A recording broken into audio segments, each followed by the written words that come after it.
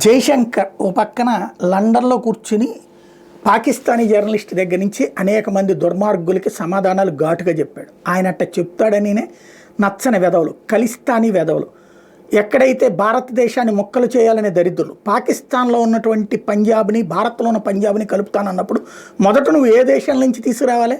వీళ్ళందరినీ ప్రోత్సహిస్తున్న పాకిస్తాన్ పంజాబ్ని వేరు చేయొచ్చు, నీకు దమ్ముంటే మగాడివైతే అప్పుడు కలుపుదాం ఇండియాలో ఉన్నటువంటి పంజాబ్తో, చూద్దాం, శుభ్రం కలిపేసుకుందాం, గొడవే లేదు.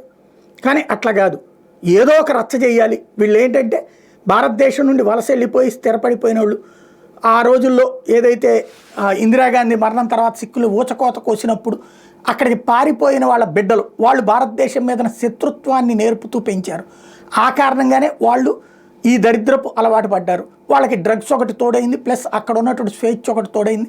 దాంతో ఉన్మాదులుగా మారుతున్నటువంటి తాజా ఉగ్రవాదులు వీళ్ళు. ఇందులో అటు బ్రిటన్ కావచ్చు, ఆస్ట్రేలియా కావచ్చు, అమెరికా కావచ్చు, కెనడా కావచ్చు ప్రోత్సహిస్తూ వచ్చింది. అమెరికా ఈ మధ్యన కంట్రోల్లో పెడుతోంది, అదే సందర్భంలో ఆస్ట్రేలియా కంట్రోల్లో పెట్టింది. ఇంకా కెనడా కానీ బ్రిటన్లో కానీ కంట్రోల్ కావట్లేదు. నిన్న జైశంకర్ అక్కడికి వెళ్ళిన సందర్భంలో అకస్మాత్తు ఖలిస్తానీ నినాదాలతో పాటుగా ఆయన వెంట పడేటటువంటి ప్రయత్నం, ఆయన కారు వెంట పడి దాడి చేసేటటువంటి ప్రయత్నం కూడా చేశారు.